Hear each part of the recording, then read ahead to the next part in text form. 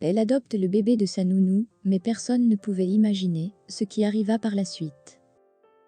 Les Wilson possédaient une très grande propriété qui recouvrait plusieurs milliers de mètres carrés. Elle était constituée en plus de la demeure principale, d'un dortoir pour les nombreux employés qui étaient à leur service. Monsieur Richard Wilson était un très grand et riche homme d'affaires, il avait beaucoup d'ambition et beaucoup de succès. C'est d'ailleurs ce qui l'avait hissé au niveau où il se trouvait. La femme de Monsieur Wilson, c'était Isabelle, une femme très sournoise. Et surtout, elle était très intéressée par l'argent de son mari. Elle n'hésitait pas à gaspiller de l'argent dans des futilités et ne se souciait pas de comment le produire. Elle avait accouché d'une petite fille, Gwen. La nounou Daniela prenait bien soin de la petite. Ça donnait à Madame Wilson la liberté d'aller et de venir comme elle voulait sans se soucier du bébé. La jeune fille s'en occupait avec beaucoup de dévouement. Elle n'était pas issue d'une famille riche, et ce qu'elle gagnait chez les Wilson lui permettait d'envoyer de l'argent pour acheter les médicaments de sa mère malade et pour payer les frais d'études de ses cadets qui étaient tous restés à la campagne. Daniela était la fille aînée d'une fratrie de 4 enfants, elle avait arrêté ses études faute de moyens et était ensuite partie de la campagne quand elle n'était encore qu'une adolescente pour trouver du travail, afin d'aider sa famille. Dans le tâtonnement et en enchaînant les petits boulots ça et là, elle s'est retrouvée chez ses patrons actuels. Elle avait été embauchée dans un centre commercial, alors que Madame Isabelle Wilson était sortie faire les boutiques avec son bébé qui n'arrêtait pas de pleurer. Daniela était chargée du nettoyage, mais elle avait fini son travail et s'apprêtait à quitter les lieux.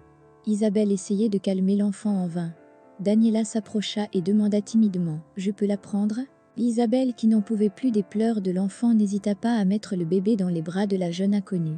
À peine avait-elle commencé à chanter une berceuse que l'enfant se calma et lui fit un sourire. Isabelle, très impressionnée, lui demanda « Vous faites quoi dans la vie, jeune fille ?» Daniela répondit « Je fais le ménage ici, madame. » Isabelle lui dit « Alors je vous recrute comme nounou pour 3 fois le salaire que vous gagnez ici, si vous le voulez bien. » Daniela accepta aussitôt et se retrouva ainsi dans la somptueuse demeure des Wilson à s'occuper de la petite Gwen, au quotidien. Elle était la seule employée qui avait sa chambre dans la grande maison parce qu'elle devait s'occuper du bébé même pendant la nuit. Sa chambre était d'ailleurs voisine à celle de la petite. Monsieur Wilson admirait beaucoup la jeune fille. Il était très impressionné par la façon dont elle prenait soin des gens en général et du bébé en particulier. Les multiples absences d'Isabelle ont fini par rapprocher la nounou et le patron. Un soir, ils sont passés à l'acte. Daniela regrettait beaucoup ce qu'elle avait fait, mais il était bien sûr trop tard. Elle pensa à sa mère et ses frères et sœurs restés à la campagne. Si elle partait de là et perdait ce nouvel emploi si bien payé, comment allait-elle pouvoir continuer à leur envoyer suffisamment d'argent? Elle n'était plus à l'aise. Elle était en fait tombée amoureuse du patron. Elle en parla avec lui, et il ressentait également la même chose, mais malgré ses sentiments, ils décidèrent de commun accord d'arrêter cette liaison. Le temps passa, et elle commença à ressentir des choses étranges, des nausées, des vertiges, etc. Isabelle, sa patronne, fit venir le docteur qui leur annonça que Daniela attendait un enfant. Isabelle fut très étonnée d'apprendre cela, d'autant plus que sa nounou lui avait déjà dit qu'elle ne voyait personne. Elle menaça de la renvoyer, ne voulant pas d'une nounou enceinte, mais Daniela la supplia en pleurant de toutes ses forces. Madame Wilson était tellement mal à l'aise avec cette nouvelle, et finalement elle demanda à la jeune femme qui en était l'auteur. Daniela pleurait encore de plus belle, ne sachant comment lui expliquer réellement ce qui était arrivé.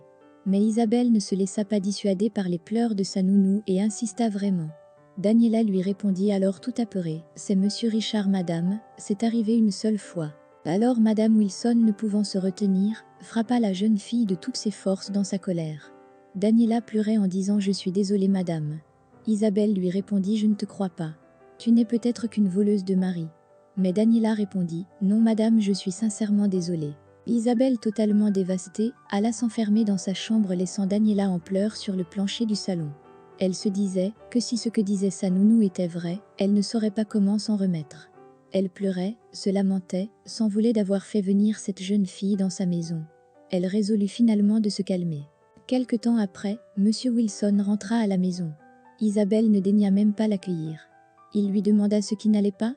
Elle lui répondit alors « Je vais te poser une question, Richard. Je vais te la poser une seule fois. Et je tiens à ce que tu me dises la vérité. Et uniquement la vérité. » L'homme se demandait de quoi il pouvait bien s'agir. Mais il répondit quand même « Ok, c'est d'accord, pose-moi ta question. » Alors elle lui demanda « As-tu une liaison avec Daniela la nounou ?» Et Richard, très embarrassé, se mit à bégayer, ne trouvant plus ses mots. Mais Isabelle insista « Réponds-moi clairement s'il te plaît. » Richard, se ressaisissant, lui dit alors « On peut dire que c'est ça. En fait, un soir où tu étais absente, je me sentais seule. J'avais beaucoup bu. Et je me suis retrouvée dans sa chambre. Crois-moi, j'ai regretté mon geste, mais il était trop tard. » Isabelle éclata en sanglots en disant « Comment tu as pu nous faire une chose pareille ? Avec la nounou de notre fille. Tu as pensé à tout ce que ça pouvait créer ? Et maintenant elle attend un bébé, comment allons-nous gérer ça ? Tu as mis la réputation de notre famille en péril. » Il s'approcha d'elle, pour essayer de la calmer, mais elle le repoussa et dit « Ne me touche pas. Je ne veux pas te voir pour le moment, sors d'ici. » Il sortit alors de la chambre, et alla s'enfermer dans son bureau. Isabelle pleurait en pensant à la situation de Daniela, elle se dit qu'il suffisait peut-être de la dédommager et la renvoyer. Mais après, elle se dit que Daniela pourrait en parler aux gens et ternir leur image, et le bébé serait une preuve irréfutable. Elle pensa aussi à faire avorter la nounou. Oui, c'était la meilleure solution, se dit-elle, mais son mari s'y opposerait certainement. Les idées se bousculaient dans son cerveau, quand soudain elle se dit « Je vais adopter cet enfant ». Oui, Isabelle avait appris après la naissance de sa fille Gwen, qu'elle ne pourrait plus avoir d'autres enfants. Elle se dit que finalement Dieu passait par cette nounou pour lui donner un deuxième enfant, et que par la même occasion, sa réputation ne serait pas salie auprès des autres dames de la haute société. Elle dira à toutes ces belles qu'elle sait payer les services d'une mère porteuse. Elle se rendit dans la chambre de Daniela pour lui dire ses résolutions, mais elle n'y était pas. Elle alla voir dans la chambre de Gwen, et la jeune fille s'y trouvait, chantant une berceuse à la petite fille, qui fermait les yeux pour s'endormir. Elle les observa un moment, et fit signe à Daniela de venir. La nounou posa la petite dans son berceau, et alla vers sa patronne. Isabelle lui dit « J'ai réfléchi à ce qu'il s'est passé, et finalement je ne vais pas te renvoyer. » Daniela sourit et répondit « Merci madame. » Isabelle poursuivit en disant « Tu vas rester ici, et tu vas accoucher de cet enfant. Tu vas accoucher et moi, je vais l'adopter. » La jeune fille voyait que sa patronne voulait profiter de la situation, mais elle craignait aussi de perdre ce travail qu'elle voulait garder à tout prix pour continuer à aider sa famille restée à la campagne. Elle accepta donc timidement la proposition de sa patronne, qui ne lui laissait aucun choix. Le temps passait, et la grossesse évoluait. Toutes les dispositions étaient prises par Isabelle pour le bon déroulement de cette grossesse. C'était un garçon et la nouvelle avait beaucoup réjoui Isabelle, qui se voyait déjà mère de 2 enfants, une fille et un garçon. Après les 9 mois d'attente, Daniela accoucha de son bébé, et devant la beauté de son tout petit ange qui venait de naître, elle était prise de regret pour sa décision de le donner en adoption à sa patronne Isabelle. Daniela parla en elle-même « Si seulement j'avais les moyens de m'occuper de ce petit être, tout en prenant également soin de ma mère malade, et mes jeunes frères restés à la campagne, je n'aurais sans doute pas accepté la proposition d'Isabelle, ma patronne. » Finalement, elle conclut que sa place était certainement dans cette famille de riches, dans laquelle elle pouvait tout avoir pour son bébé, et pour aider sa famille à la campagne. Isabelle adopta le petit garçon, et Daniela, sa mère biologique, était sa nourrice, ce qui l'arrangeait davantage. Monsieur Wilson était fier de son fils, et l'aimait beaucoup, ce qui avait aussi augmenté son amour pour Daniela. Il était plus proche de ce bébé bien plus qu'il ne l'avait été de sa fille Gwen. Le petit grandissait très vite. Daniela s'occupait toujours des 2 enfants, qui allaient déjà à la petite école. Elle était restée la nounou attentionnée tandis qu'Isabelle, sa patronne, était toujours cette femme absente dans son foyer, toujours en compagnie des autres dames de la haute société, comme elle le faisait toujours croire lors de ses multiples sorties. Daniela voyait son fils grandir, et elle regrettait chaque jour l'accord qu'elle avait fait avec sa patronne. Elle n'avait pas le droit de dire à son fils qu'elle est sa vraie mère. Tout cela l'affectait énormément. Elle faisait des économies et planifiait de s'enfuir avec le petit le moment opportun. Elles changeraient leurs identités et ensemble, ils recommenceraient une nouvelle vie. Elle chercherait un autre travail pour continuer de s'occuper de sa famille à la campagne. En même temps, elle se demandait si c'est ce qu'il fallait pour son fils. Elle se disait que c'était peut-être injuste et égoïste de sa part. À force de réfléchir, d'attendre le bon moment, les années passaient. Et voilà qu'un soir, le petit Clark, âgé de 5 ans déjà, voulait rester avec Daniela. Il ne voulait pas aller se coucher. Il pleurait et ne voulait rien entendre. Isabelle dit d'un ton sec « Daniela, je veux te parler un moment. » Alors Isabelle lui dit « Tu dois immédiatement quitter cette maison. » Daniela lui dit « Mais madame, pardonnez-moi, si je vous ai offensé. Mais je vous en prie, ne me séparez pas de mon fils. C'est mon unique enfant. » Elle lui répondit « Non, c'est dangereux, tu t'es trop attaché au petit, ce n'était pas ça notre accord. Je vais te remettre une somme d'argent qui pourra t'aider, et tu t'en iras. Le petit n'a plus besoin de toi. Et si jamais je te vois rôder après ça dans les parages, ou alors si tu tends quelque chose, pour revenir sur notre accord, tu auras affaire à moi. » Daniela pleurait à chaudes larmes. Elle refusa l'argent. Le lendemain, elle fit ses bagages, et s'en alla se disant qu'elle reviendrait plus tard chercher son fils malgré les menaces de sa patronne. Isabelle fit venir une nouvelle nounou pour les enfants. Daniela rentra voir sa famille à la campagne. Elle avait mis bien trop de temps sans les voir en face. Et avec l'argent qu'elle avait économisé, elle mit sur pied un atelier de couture là-bas. C'était le plus grand atelier de couture de son village. Un matin, elle vit 2 belles voitures se garer devant son atelier, alors qu'elle s'apprêtait à ouvrir. Dans l'une des voitures, un homme sortit. C'était Monsieur Wilson, son ancien patron. Il était accompagné de Gwen et de Clark, le fils de Daniela. Dans l'autre voiture, c'étaient des hommes qui étaient là pour leur sécurité. Elle était tellement émue de voir les enfants là devant elle. Les 2 enfants coururent pour l'embrasser.